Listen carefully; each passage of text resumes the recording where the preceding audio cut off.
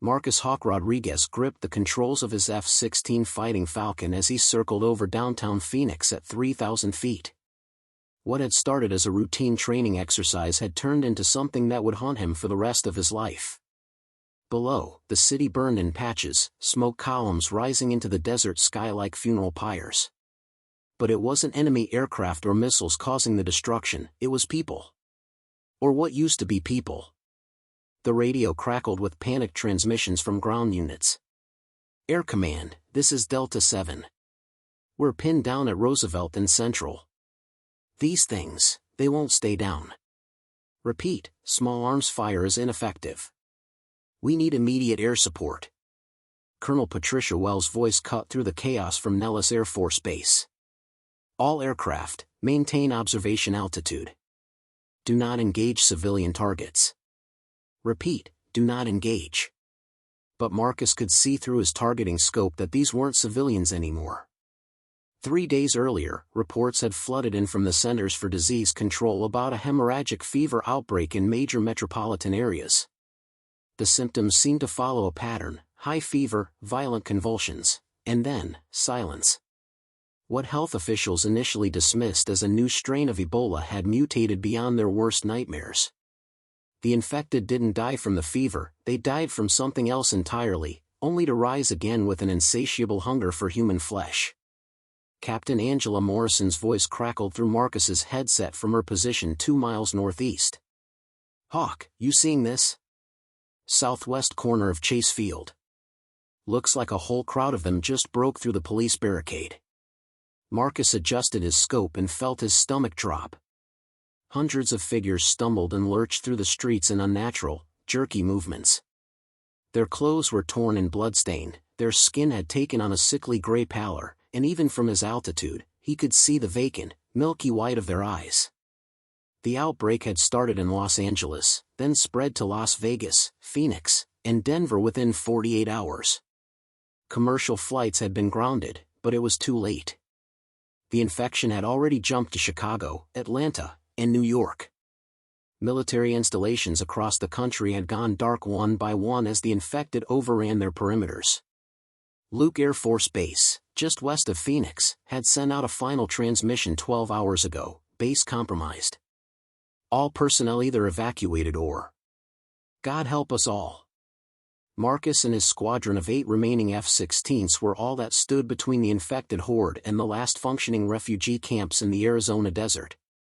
Nellis Air Force Base in Nevada had become the de facto command center for the entire western United States, but their resources were stretched impossibly thin. Fuel was running low, ammunition was scarce, and pilots were pushing their aircraft far beyond recommended flight hours.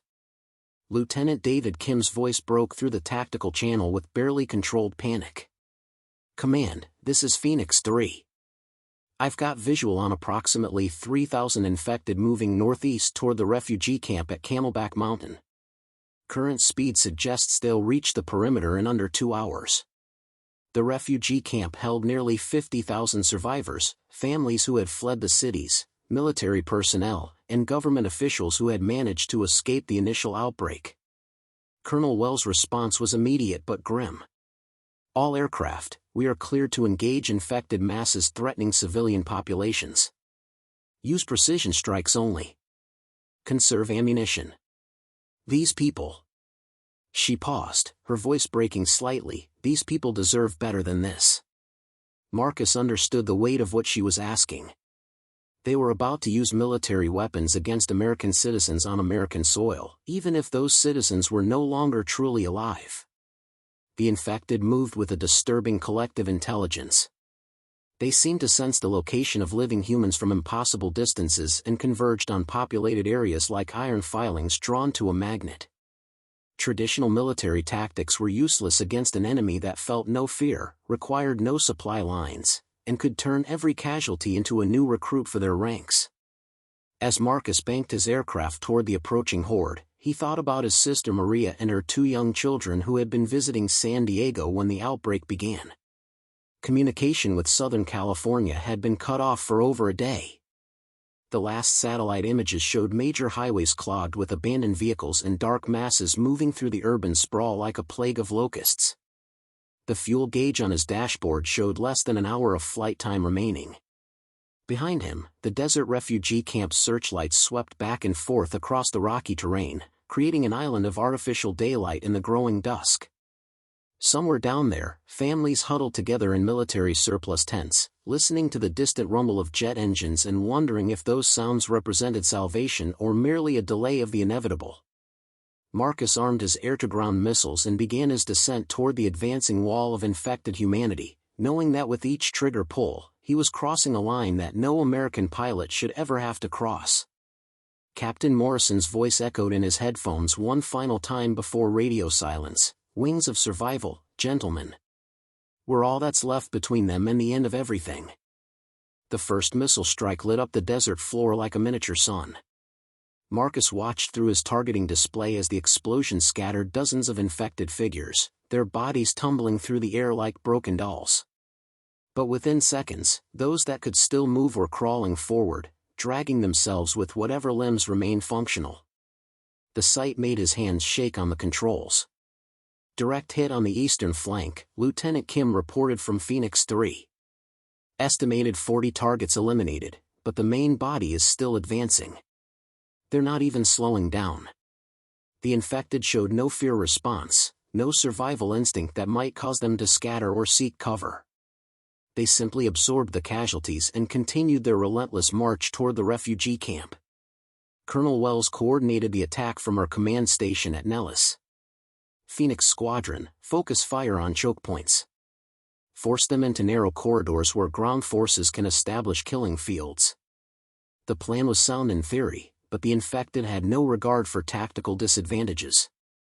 They poured through the artificial bottlenecks like water through a broken dam, climbing over the bodies of their fallen companions without hesitation. Captain Angela Morrison brought her F-16 around for a strafing run with her 20mm cannon. The weapon could fire 6,000 rounds per minute, each projectile capable of tearing through concrete and steel. Against human flesh, even infected human flesh, the results were devastating. Her first pass carved a bloody swath through the center of the horde, sending body parts and dark fluid spraying across the desert floor. But Marcus noticed something that chilled him to the bone. The infected that had been hit but not completely destroyed were still moving. Arms severed at the shoulder continued to crawl using their fingers. Torsos cut in half dragged themselves forward with their remaining strength. Only direct hits to the head seemed to stop them permanently, and even then, the accuracy required from 3,000 feet made such precision nearly impossible. "Phoenix Lead, this is ground control," came a new voice over the radio. "We're tracking multiple breach points in the camp perimeter. The infected have reached the outer fence lines. Ground forces are engaging, but they're being overrun. How much more air support can you provide?" The question hung in the air like a death sentence. Marcus checked his ammunition display, 2 missiles remaining and less than 300 rounds for his cannon. The refugee camp sprawled across several square miles of desert, protected by hastily erected chain-link fencing topped with razor wire. Floodlights illuminated the perimeter, revealing scattered groups of infected pressing against the barriers while others had already found gaps and were streaming through. Military personnel and armed civilians formed defensive lines, their muzzle flashes creating a deadly light show in the darkness. Lieutenant Sarah Bennett's voice crackled through from Phoenix 4, "I'm reading massive heat signatures moving up from the south. Looks like another wave, possibly larger than the first." The thermal imaging showed a sea of warm bodies extending beyond the range of their sensors. Phoenix was a metropolitan area of nearly 5 million people, and it seemed like a significant percentage of them had joined the ranks of the infected. Marcus made the hardest decision of his military career. "All aircraft, we need to break protocol. I'm going in low for close air support. The camp won't survive another 10 minutes without direct intervention." Colonel Wells' voice immediately cut through the channel, "Negative, Phoenix Lead. Minimum altitude restrictions are in place for good reason. You'll be flying directly over infected territory with no safe landing zones." But Marcus was already pushing his aircraft into a steep dive, dropping below 1,000 feet. At this altitude, he could see individual faces among the infected, or what remained of faces. Many bore terrible wounds that should have been fatal: torn throats, missing eyes, exposed bone where flesh had been stripped away. Yet they continued moving with mechanical persistence, driven by an urge that transcended physical limitations. The infected had overwhelmed the eastern section of the camp. Screams echoed across the desert as families ran from their tents, children crying as parents carried them toward the last remaining safe zones. Military personnel fired into the advancing masses until their ammunition ran out, then fell back to secondary positions that were overrun within minutes. Marcus lined up his cannon on a cluster of infected that had cornered a group of refugees near the camp's medical tent. His first burst cleared a path for the survivors to escape, but more infected immediately filled the gap. It was like trying to hold back the ocean with a garden hose. For every one they killed, 3 more appeared to take its place. Captain Morrison's aircraft screamed overhead, her remaining missile striking the camp's fuel depot in a desperate attempt to create a firebreak. The explosion sent a mushroom cloud of orange flame into the night sky, temporarily illuminating the full scope of the disaster. The infected stretched to the horizon in every direction, a gray tide of death flowing inexorably toward the few remaining pockets of human life. The radio filled with final transmissions from ground units. "This is Bravo Company. We're down to our last magazine. Tell my wife. Medical station is compromised. Infected have breached the children's shelter. All units, fall back to Rally Point Charlie. Repeat, general retreat to Rally Point Charlie." Marcus realized with growing horror that they weren't fighting a battle, they were witnessing an extinction. Rally Point Charlie was nothing more than a rocky outcropping 3 miles north of the main camp, barely large enough to accommodate a few hundred survivors. Marcus watched through his night vision as streams of people fled across the desert, carrying what belongings they could manage while infected pursuers stumbled after them in the darkness. Many of the refugees were elderly or injured, unable to maintain the pace necessary to outrun their tireless hunters. Phoenix Lead, "We've got multiple heat signatures closing on the refugee columns," Lieutenant Kim reported from his overwatch position. "Permission to engage targets in close proximity to friendlies?" The situation had deteriorated beyond the point where precision strikes were possible. Infected and survivors were intermixed across the terrain, making it impossible to fire without risking civilian casualties. Colonel Wells' voice carried the weight of impossible decisions. "All aircraft, you are authorized to use best judgment regarding collateral damage. The survival of the group takes precedence over individuals." Marcus understood the math she was calculating. Save 100 by sacrificing 10, or lose everyone to moral hesitation. It was the kind of arithmetic that would haunt them for whatever remained of their lives. Captain Angela Morrison's F-16 had developed mechanical problems during her last strafing run. Hydraulic fluid leaked from somewhere in her weapons system, and her cannon had jammed after less than 50 rounds. "Phoenix Lead, I'm down to 1 missile and no gun. Hydraulics are failing, and I'm getting multiple warning lights. I don't think I can make it back to Nellis." The nearest functional airbase was over 200 miles away, and Morrison's aircraft was losing fuel at an alarming rate. Marcus made another command decision that violated every regulation he'd ever learned. "Angela, set her down on the hard-packed section just north of Rally Point Charlie. We'll coordinate ground extraction once the situation stabilizes." But they all knew the situation was never going to stabilize. The infected weren't going to stop, retreat, or negotiate. They would continue advancing until every living human in the area had been consumed or converted. The only questions were how long the survivors could delay the inevitable and whether anyone would remain alive to remember what had happened here. Morrison's emergency landing was textbook perfect under impossible circumstances. Her F-16 touched down on what had once been a desert racing track, its engines winding down as she secured the aircraft and gathered her survival gear. Within minutes, she was coordinating with the ground forces at Rally Point Charlie, helping to establish defensive positions while Marcus and the remaining aircraft provided air cover. The infected had remarkable tracking abilities. Even in complete darkness, they seemed to navigate directly toward the largest concentrations of living humans. Dr. Elizabeth Carter, a CDC researcher who had been studying the outbreak from the camp's mobile laboratory, transmitted her findings to the squadron. The infected appear to be responding to some combination of scent, sound, and possibly bioelectric fields. They can detect human presence from at least 2 miles away. This explained why the refugees couldn't simply hide until the infected passed by. Every heartbeat, every breath, every electrical impulse from their nervous systems acted as a beacon drawing the transformed humans toward them. The infection had enhanced certain sensory capabilities while destroying others, creating perfect hunters that could track their prey across vast distances. Lieutenant Bennett's aircraft was now critically low on fuel. Phoenix lead, I've got maybe 15 minutes of flight time remaining. Request permission to return to base for refuel and rearm. But Marcus knew that by the time she completed the round trip to Nellis and back, Rally Point Charlie would be overrun. They were fighting a holding action with dwindling resources against an enemy that never tired, never retreated, and never stopped growing stronger. The thermal scopes showed infected converging on Rally Point Charlie from 3 directions. The eastern approach held the largest concentration, nearly 1,000 figures moving in a loose formation across the desert floor.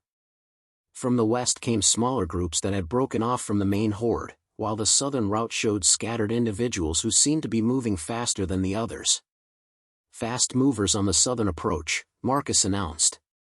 These ones are different. They're covering ground at nearly twice the speed of the main group.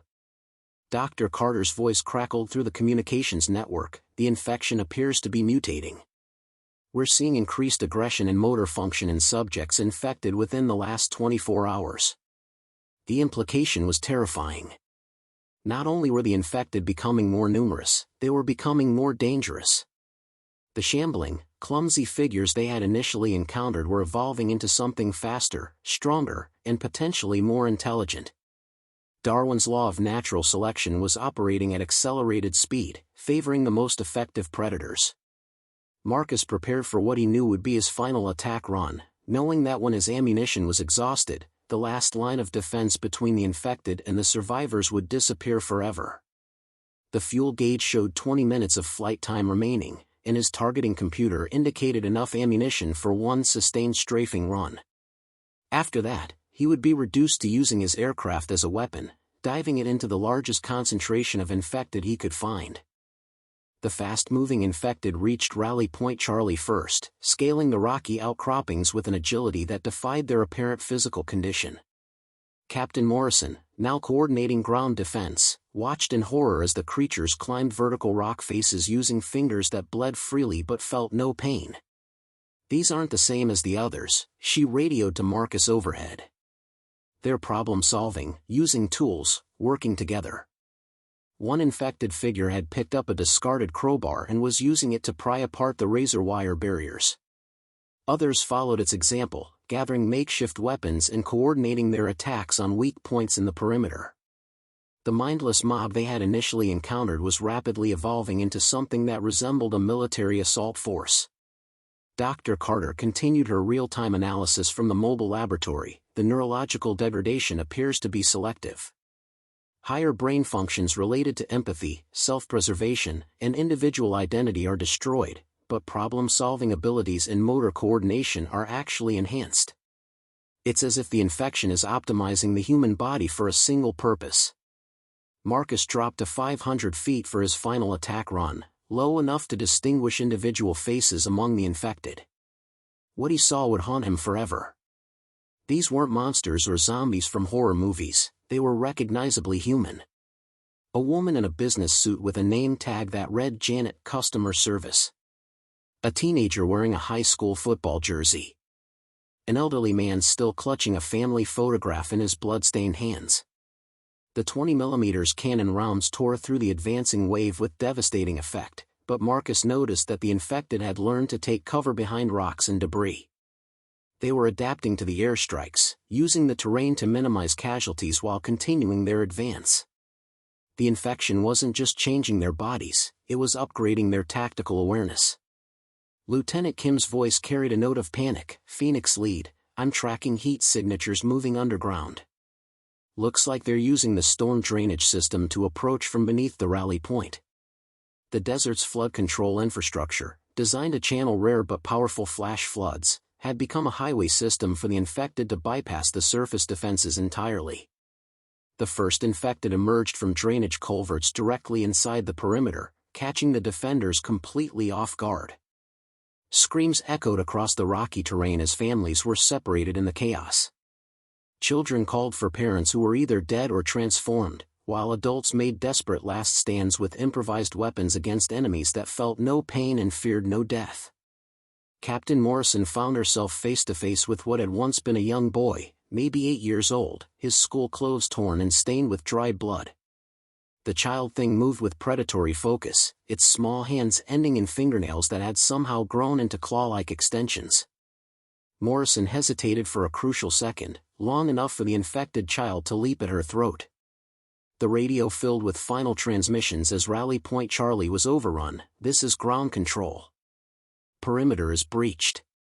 All units, execute Contingency Plan Omega. Contingency Plan Omega was the code phrase for total evacuation failure. It meant that organized resistance had collapsed and survivors were on their own. Marcus watched from above as the remaining defenders scattered into the desert, carrying what children they could save while abandoning everything else. Some families became separated in the darkness, parents and children running in different directions as infected pursuers chased them across the landscape. The lucky ones died quickly. The unlucky ones were dragged down and converted to join the ranks of their former neighbors and friends. Dr. Carter's mobile laboratory was one of the last positions to fall. Her final transmission provided crucial intelligence. The infection vector appears to be saliva-based, but it's also airborne in confined spaces. Gestation period is approximately 6 to 8 hours. Once turned, subjects retain muscle memory and learn behaviors but lose all emotional connections. This isn't a disease, it's a complete replacement of human consciousness. Lieutenant Bennett's aircraft finally ran out of fuel, forcing her to attempt an emergency landing on a stretch of Interstate Highway 15 miles from the battle zone. Her touchdown was successful, but within minutes, her radio went silent. Marcus knew that she had either been killed or was in the process of joining the enemy. The infected now controlled Rally Point Charlie and were spreading outward in search of the scattered survivors. Thermal imaging showed small groups of refugees hiding in caves, abandoned buildings, and rocky crevices throughout the region. But the infected were methodically searching each potential hiding place, driven by impatience that no living human could match. Colonel Wells' voice cut through the radio static one final time. All remaining aircraft, return to base immediately. Phoenix has fallen. Repeat, Phoenix has fallen. We are implementing continental quarantine protocols. Marcus understood what that meant. The military was abandoning the Southwest, drawing a new defensive line further east and north, sacrificing millions of civilians to prevent the infection from spreading to the rest of the country. As Marcus turned his F-16 toward Nellis Air Force Base, he took one last look at the city that had been his home for the past 3 years. Phoenix burned in a dozen places, its streets clogged with abandoned vehicles and wandering figures. The infection had claimed one of America's largest metropolitan areas in less than a week. But the worst part was knowing that this was just the beginning. Part 5. Nellis Air Force Base buzzed with desperate activity as Marcus brought his F-16 in for landing. Ground crews immediately began refueling and rearming every available aircraft while intelligence officers coordinated with military installations across the country. The massive electronic displays in the command center showed a map of the United States dotted with red zones indicating confirmed infection outbreaks. Colonel Wells met Marcus on the tarmac, her face grim with exhaustion and barely controlled panic. "How many survivors made it out of Phoenix?" she asked, though her expression suggested she already knew the answer. Marcus removed his helmet and looked back toward the southern horizon where an orange glow marked the location of his former home. Maybe a few hundred scattered across the desert. Most of the refugee camps are gone. Morrison is missing, Bennett went down during evacuation, and Kim is running on fumes. The scale of the disaster was becoming clear as reports flooded in from other affected regions. Los Angeles had gone completely dark 12 hours ago, with satellite imagery showing massive fires burning unchecked throughout the metropolitan area. Las Vegas had lasted slightly longer, but the final transmission from McCarran Airport indicated that the infected had overrun the last government evacuation site. Denver was still fighting, but military analysts predicted the city would fall within 24 hours. Dr. Elizabeth Carter had somehow managed to escape the Phoenix outbreak and was now coordinating with research teams at the Centers for Disease Control. Her preliminary findings were more terrifying than anyone had imagined. The infection isn't random, she explained to the assembled military leadership. It's following population centers and transportation networks with strategic precision. This suggests either a level of coordination we don't understand, or the involvement of some controlling intelligence. The infected weren't simply wandering aimlessly, they were executing what appeared to be a coordinated campaign to capture major urban areas while cutting off escape routes. Interstate highways had been systematically blocked by massive crowds of infected, preventing civilian evacuation and military reinforcement. Airports were specifically targeted, with infected somehow knowing to concentrate their attacks on fuel depots and control towers. General Harrison Matthews, commanding officer of the Western Theater, stood before a wall-sized map of the United States marked with casualty estimates and infection zones. "Gentlemen, we're looking at the potential loss of everything west of the Rocky Mountains within the next 72 hours. The question is whether we can establish a defensive line that will hold, or if we're simply delaying the inevitable." Intelligence reports suggested that the infection was spreading faster than any known biological agent. Traditional epidemiological models predicted a doubling rate measured in weeks or months, but they were seeing infected populations double every 6 to 8 hours. Mathematics that should have taken years to play out were compressed into days, overwhelming every contingency plan the military had developed.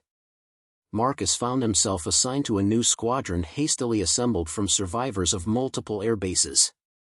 Phoenix Squadron no longer existed, he was now part of Rocky Mountain Defense Force, a collection of pilots from bases that had been overrun or abandoned. Their mission was simple in concept but impossible in execution: prevent the infected from crossing the Continental Divide.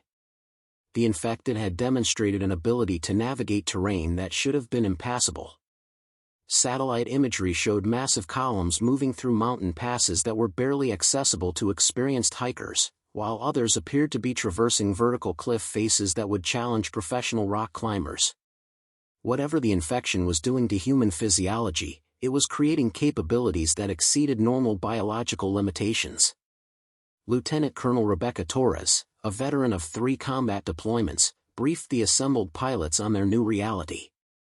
Traditional air-to-ground tactics are proving ineffective. The infected don't respond to psychological warfare, they don't retreat under fire, and they appear to be learning from our attack patterns. We need to adapt our strategies or we're going to lose the entire western half of the continent. The most disturbing intelligence came from reconnaissance drones operating over the infected zones. The transformed humans weren't simply destroying everything in their path, they were preserving certain infrastructure. Power plants, water treatment facilities, and communication networks remained functional in areas controlled by the infected, suggesting a level of planning that defied conventional understanding of the outbreak. Dr. Carter's research team had managed to capture and study several infected subjects, though the experiments had to be conducted under maximum security protocols. The infection appears to be rewriting fundamental aspects of human neurology, she reported. Subjects show enhanced physical strength, improved coordination, and resistance to pain, but complete loss of individual personality and emotional response.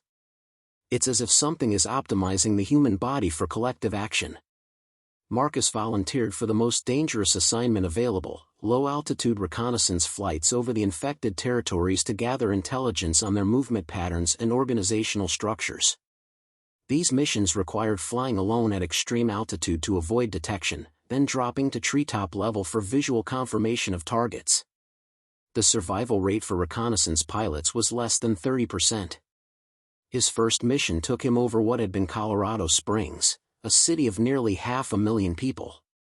The streets were filled with infected, but they moved in formation rather than the chaotic mobs initially reported.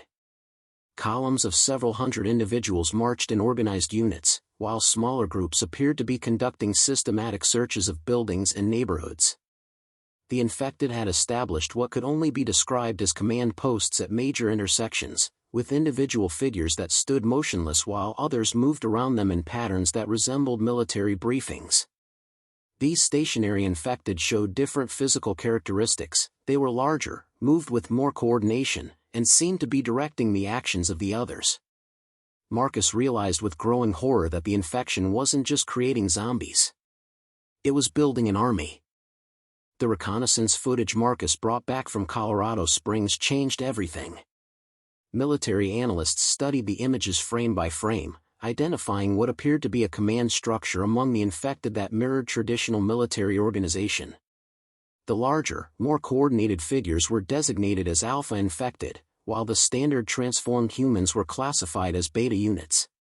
But the most disturbing discovery was evidence of a third category. Dr. Carter pointed to enhanced satellite imagery during the emergency briefing. These figures here, the ones that remain completely stationary at strategic locations, we're calling them command infected. They appear to be processing information and coordinating large-scale movements across multiple cities simultaneously.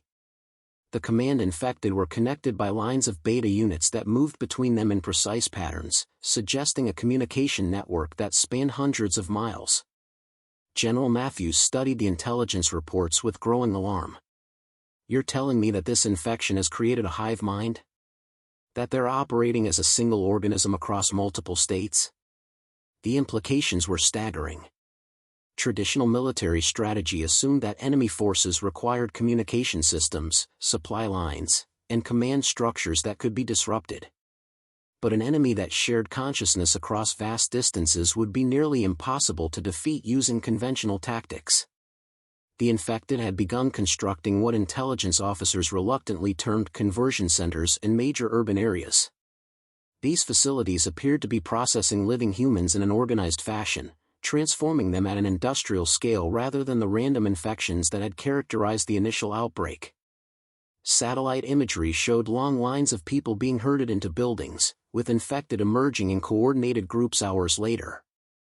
Marcus was assigned to lead a strike mission against one of these conversion centers in downtown Denver. The facility was housed in what had been the Colorado Convention Center, a massive complex capable of holding thousands of people. Intelligence estimates suggested that the infected were processing nearly 10,000 civilians per day, adding to their numbers at a rate that made traditional military mathematics meaningless. The strike force consisted of 12 F-16s armed with precision-guided munitions, supported by B-52 bombers carrying conventional explosives. The mission parameters were clear: destroy the conversion center and eliminate as many infected as possible while minimizing damage to surrounding infrastructure. The hope was that disrupting their production capabilities would slow the infection's spread. But as Marcus approached Denver airspace, he realized they were flying into a trap. The infected had somehow anticipated the airstrike and had positioned themselves to create maximum psychological impact. The convention center's parking lots were filled with thousands of people, but intelligence couldn't determine how many were still human and how many had been converted. The infected had created a human shield scenario that made precision strikes impossible. Phoenix lead, this is Overwatch. We're reading massive heat signatures throughout the target zone. Estimate 40 to 50,000 individuals in the immediate area. The voice of the AWACS controller carried a note of disbelief. Repeat, we have 40 to 50,000 heat signatures. Unable to distinguish between hostiles and civilians. The infected had learned to use human psychology against their enemies. They understood that American military doctrine prioritized civilian protection, and they had weaponized that ethical constraint. By surrounding their strategic assets with potentially innocent people, they had created situations where military action would require accepting massive collateral damage. Dr. Carter's voice crackled through the communications network. We're intercepting radio transmissions from the Denver area. Some appear to be distress calls from survivors, but others. She paused, her voice filled with scientific fascination and human horror. Others appear to be the infected mimicking human communication patterns. They're learning to deceive us. The infected had somehow accessed human knowledge of military tactics, communication protocols, and psychological warfare. Whether this was retained memory from converted military personnel or something more sophisticated, they were now actively engaging in deception operations designed to confuse and misdirect human forces. Marcus made the decision to abort the strike mission. The risk of killing thousands of innocent civilians outweighed the potential military benefits of destroying the conversion center. But as his squadron turned away from Denver, he realized they had just handed the infected a significant strategic victory. The enemy now knew that human forces could be paralyzed by moral considerations that they themselves did not share. The flight back to Nellis was conducted in radio silence, with each pilot wrestling with the implications of what they had witnessed. The infected weren't just surviving human military responses, they were learning from them, adapting their strategies, and exploiting the ethical constraints that defined human civilization. Colonel Wells met the returning pilots with news that made their tactical defeat seem insignificant by comparison. "We've lost contact with Offutt Air Force Base, Cheyenne Mountain, and NORAD. The infection has reached the Central Command infrastructure." The strategic implications were overwhelming. The infected had somehow identified and targeted the military installations responsible for coordinating continental defense. Lieutenant Kim, one of the few surviving members of the original Phoenix Squadron, raised the question that everyone was thinking but nobody wanted to voice: how are they getting intelligence on classified military installations? How do they know which targets are strategically important? The answer was becoming terrifyingly clear. The infected retained enough human knowledge to understand modern military organization, but they were no longer constrained by human limitations or ethical considerations. As night fell over Nellis Air Force Base, Marcus stood on the flight line watching the eastern horizon. Somewhere beyond the darkness, an enemy that had once been human was systematically dismantling the civilization that had created it. And tomorrow, he would climb back into his F-16 and continue fighting a war that he was increasingly certain could not be won. The infected were no longer just surviving, they were evolving, learning, and preparing for the next phase of their campaign against humanity. The reconnaissance footage Marcus brought back from Colorado Springs changed everything. Military analysts studied the images frame by frame, identifying what appeared to be a command structure among the infected that mirrored traditional military organization. The larger, more coordinated figures were designated as Alpha infected, while the standard transformed humans were classified as Beta units. But the most disturbing discovery was evidence of a third category. Dr. Carter pointed to enhanced satellite imagery during the emergency briefing. These figures here, the ones that remain completely stationary at strategic locations, we're calling them command infected. They appear to be processing information and coordinating large-scale movements across multiple cities simultaneously. The command infected were connected by lines of Beta units that moved between them in precise patterns, suggesting a communication network that spanned hundreds of miles. General Matthews studied the intelligence reports with growing alarm. "You're telling me that this infection has created a hive mind? That they're operating as a single organism across multiple states?" The implications were staggering. Traditional military strategy assumed that enemy forces required communication systems, supply lines, and command structures that could be disrupted. But an enemy that shared consciousness across vast distances would be nearly impossible to defeat using conventional tactics. The infected had begun constructing what intelligence officers reluctantly termed conversion centers in major urban areas. These facilities appeared to be processing living humans in an organized fashion, transforming them at an industrial scale rather than the random infections that had characterized the initial outbreak. Satellite imagery showed long lines of people being herded into buildings, with infected emerging in coordinated groups hours later. Marcus was assigned to lead a strike mission against one of these conversion centers in downtown Denver. The facility was housed in what had been the Colorado Convention Center, a massive complex capable of holding thousands of people. Intelligence estimates suggested that the infected were processing nearly 10,000 civilians per day, adding to their numbers at a rate that made traditional military mathematics meaningless. The strike force consisted of 12 F-16s armed with precision-guided munitions, supported by B-52 bombers carrying conventional explosives. The mission parameters were clear: destroy the conversion center and eliminate as many infected as possible while minimizing damage to surrounding infrastructure. The hope was that disrupting their production capabilities would slow the infection's spread. But as Marcus approached Denver airspace, he realized they were flying into a trap. The infected had somehow anticipated the airstrike and had positioned themselves to create maximum psychological impact. The convention center's parking lots were filled with thousands of people, but intelligence couldn't determine how many were still human and how many had been converted. The infected had created a human shield scenario that made precision strikes impossible. Phoenix lead, this is Overwatch. We're reading massive heat signatures throughout the target zone.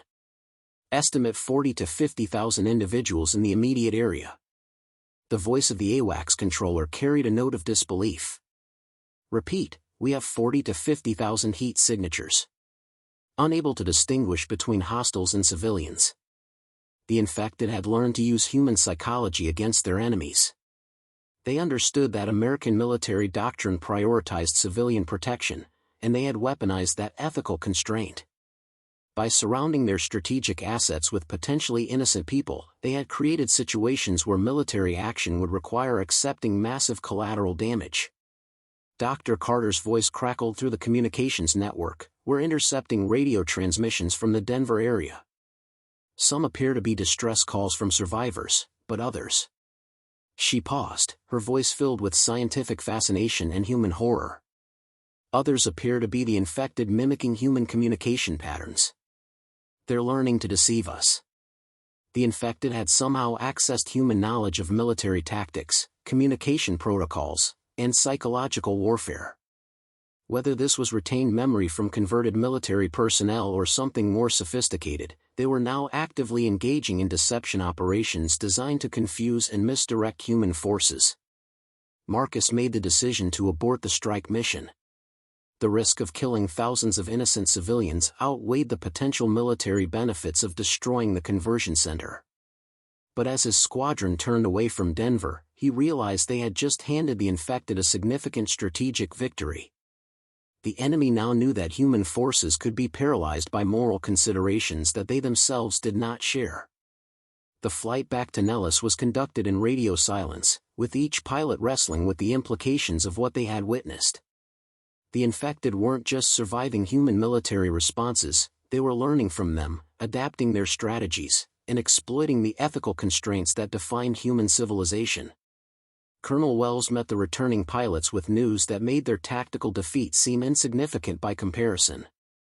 We've lost contact with Offutt Air Force Base, Cheyenne Mountain, and NORAD. The infection has reached the Central Command infrastructure. The strategic implications were overwhelming. The infected had somehow identified and targeted the military installations responsible for coordinating continental defense. Lieutenant Kim, one of the few surviving members of the original Phoenix Squadron, raised the question that everyone was thinking but nobody wanted to voice: how are they getting intelligence on classified military installations? How do they know which targets are strategically important? The answer was becoming terrifyingly clear. The infected retained enough human knowledge to understand modern military organization, but they were no longer constrained by human limitations or ethical considerations. As night fell over Nellis Air Force Base, Marcus stood on the flight line watching the eastern horizon. Somewhere beyond the darkness, an enemy that had once been human was systematically dismantling the civilization that had created it. And tomorrow, he would climb back into his F-16 and continue fighting a war that he was increasingly certain could not be won. The infected were no longer just surviving, they were evolving, learning, and preparing for the next phase of their campaign against humanity. Dawn brought news that shattered what remained of organized military resistance. The infected had simultaneously attacked 15 major air bases across the central United States during the night, demonstrating a level of coordination that suggested real-time intelligence sharing across thousands of miles. Barksdale Air Force Base in Louisiana, Whiteman in Missouri, and F.E. Warren in Wyoming had all gone silent within a 4-hour window. Marcus stood in the briefing room studying satellite imagery that defied comprehension. The infected had somehow organized multi-pronged assaults on targets they shouldn't have known existed, using tactics that required detailed knowledge of American military doctrine. "They're not just random attacks," General Matthews explained to the assembled officers. "These strikes specifically targeted our nuclear command authority and strategic bomber bases." The infected were systematically eliminating humanity's capacity for large-scale retaliation. They had somehow identified the most critical nodes in America's defense network and were methodically destroying them while leaving secondary targets intact. This wasn't the behavior of mindless zombies, it was the strategic thinking of a sophisticated military intelligence. Dr. Carter had been working around the clock to understand how the infection was processing and sharing information across such vast distances. Her latest findings were more disturbing than anything they had discovered previously. The infected appear to be utilizing quantum entanglement at the cellular level, she reported via secure video link from a mobile laboratory. Individual subjects separated by hundreds of miles are showing synchronized brainwave patterns that suggest instantaneous communication. The science was beyond anything in human experience, but the practical implications were clear. The infected could coordinate actions across the entire North American continent as if they were a single organism with millions of bodies. Traditional military concepts of command and control were meaningless against an enemy that shared consciousness at the quantum level. Marcus was assigned to what everyone understood would be a suicide mission, a solo reconnaissance flight over the infected territories to determine the full scope of their organizational capabilities. The mission required flying at extreme low altitude through areas where the infected had demonstrated the ability to coordinate ground-based attacks against aircraft. His F-16 screamed across the landscape at less than 100 feet, dodging between mountain peaks while his cameras recorded everything below. What he saw challenged every assumption about the nature of the outbreak. The infected had constructed massive geometric patterns across entire valleys, arranging themselves in formations that were visible from satellite imagery but whose purpose remained unclear. These formations weren't random, they followed mathematical principles that suggested knowledge of advanced engineering and physics. Some patterns appeared to be antenna arrays covering dozens of square miles, while others resembled circuit boards etched into the landscape using human bodies as components. The infected were building something on a scale that dwarfed any human construction project. The radio crackled with an impossible transmission: "American pilot, you are observed. Your resistance serves no purpose. Join us, and your knowledge will be preserved." The voice was human but spoke with the flat, emotionless tone that characterized the infected. Somehow, they had accessed military radio frequencies and were attempting direct communication. Marcus pushed his aircraft to maximum speed, but the infected continued their transmission: "Your strategic nuclear assets have been neutralized. Your command structure has been compromised. Your government has ceased to function. Resistance will only increase unnecessary suffering." The message was being broadcast on multiple frequencies simultaneously, suggesting that the infected had gained control of significant communications infrastructure. The flight back to Nellis revealed the true scope of the disaster. Columns of infected were moving eastward across the Great Plains in formations that stretched beyond the horizon. Satellite estimates suggested that the total number of infected individuals now exceeded 50 million and was growing exponentially. At their current rate of expansion, they would reach the Atlantic coast within 2 weeks. But the most terrifying discovery came from intercepted communications between government officials. The president had been evacuated to a secure location, but several cabinet members had gone missing. The Speaker of the House had issued contradictory orders that suggested possible infection of high-level government personnel.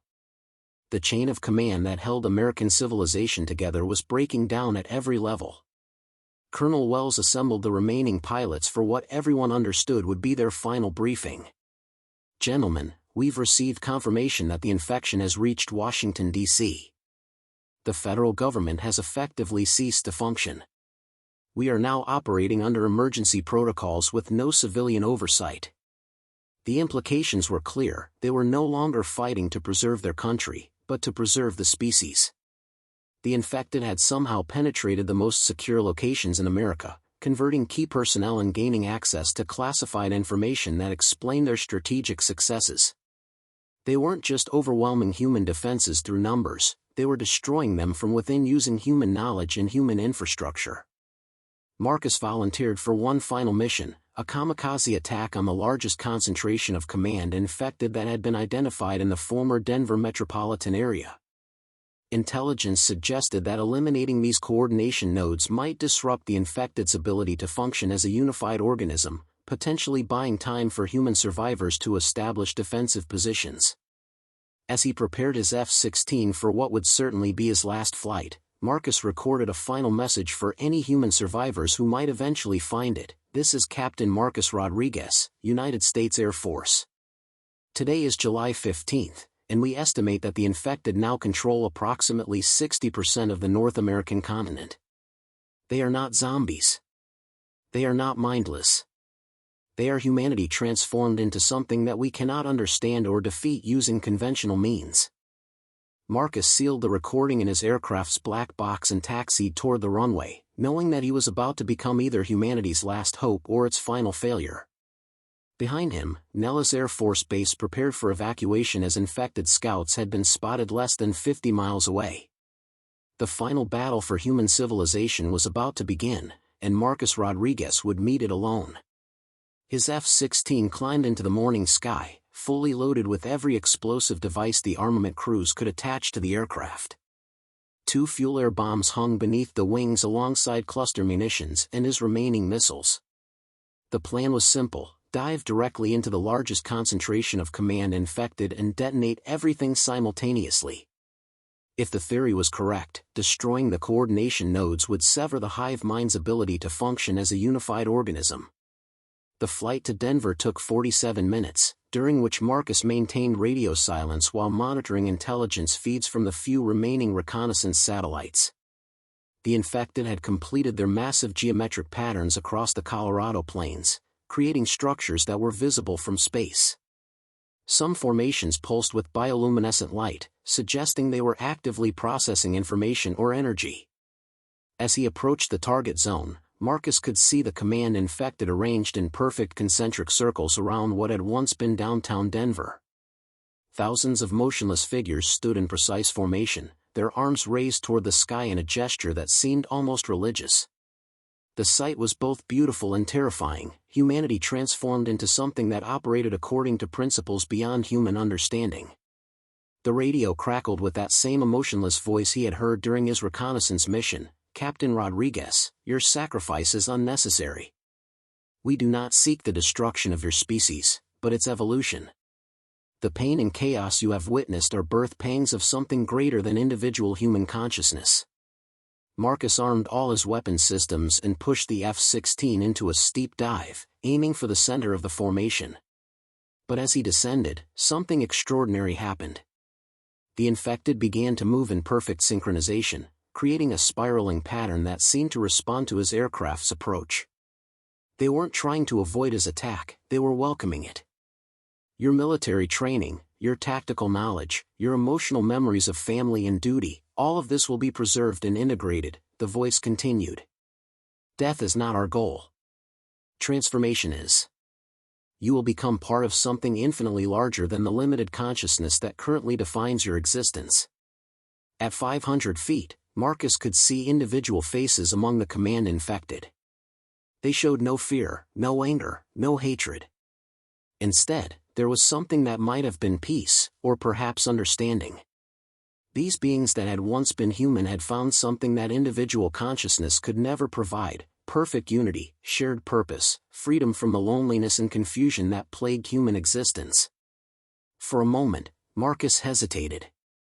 The infected were offering him something that no human had ever experienced: complete connection with others, an end to doubt and uncertainty, participation in a collective intelligence that spanned continents. He thought about his sister Maria and her children, who were probably dead or transformed by now. He thought about the millions of people who had already joined this new form of existence. But then he remembered Captain Morrison's voice during their final mission: "Wings of survival, gentlemen." We're all that's left between them and the end of everything. Not the end of humanity, but the end of human individuality, human choice, human freedom to be flawed and uncertain and gloriously, messily alive. Marcus pressed the trigger that would detonate every explosive device on his aircraft. The fireball that erupted over Denver was visible from 3 states away, a miniature sun that briefly illuminated the geometric patterns covering the landscape. For several minutes, the synchronized movements of the infected formations wavered and became chaotic. But the victory was temporary. Within hours, new command infected had emerged to replace those that had been destroyed. The patterns reformed, the coordination resumed, and the inexorable advance continued. Marcus Rodriguez had bought humanity perhaps a day, maybe 2, before the transformation reached the Atlantic Ocean. His sacrifice became legend among the scattered survivors who managed to escape to remote islands, underground bunkers, and isolated settlements in the far north. They told stories of the last Air Force pilot who had chosen individual human consciousness over collective transcendence, who had died to preserve the right of humanity to remain imperfect, alone, and free. The infected continued their expansion, but they never forgot the lesson of Marcus Rodriguez. In their shared consciousness, they carried the memory of a man who had chosen death over transformation, uncertainty over unity, the lonely struggle of individual existence over the peace of collective purpose. And in remembering him, they retained something essentially human, the capacity to understand what they had given up in order to become something greater. Years later, when the transformation was complete and the Earth was inhabited by a new form of consciousness that had once been human, they built monuments to the pilots of Phoenix Squadron. Not as enemies to be forgotten, but as the guardians of something precious that had been lost in the process of evolution, the beautiful, tragic, magnificent chaos of human individuality. The wings of survival had carried humanity to its destination, though perhaps not the one Marcus Rodriguez had intended. In choosing transformation over extinction, the species had found a way to continue, even if what continued was no longer recognizably human. And in the vast shared consciousness that spanned the globe, the memory of individual heroes like Marcus Rodriguez remained as a reminder of what humanity had been before it became something else entirely. The story of the last Air Force Squadron became humanity's final gift to its transformed descendants, a record of courage, sacrifice, and the stubborn refusal to surrender individual identity, even in the face of inevitable change. It was a testament to the species that had created art and music and literature, that had loved and fought and dreamed as separate beings before becoming part of something larger than the sum of its parts. In the end, the infected had won not through destruction, but through preservation. They had saved humanity by transforming it, ensuring that human knowledge, human memories, and human experiences would continue in a new form. The last squadron's resistance had been both futile and essential, futile because it could not prevent the transformation, essential because it ensured that the value of individual human consciousness would never be forgotten.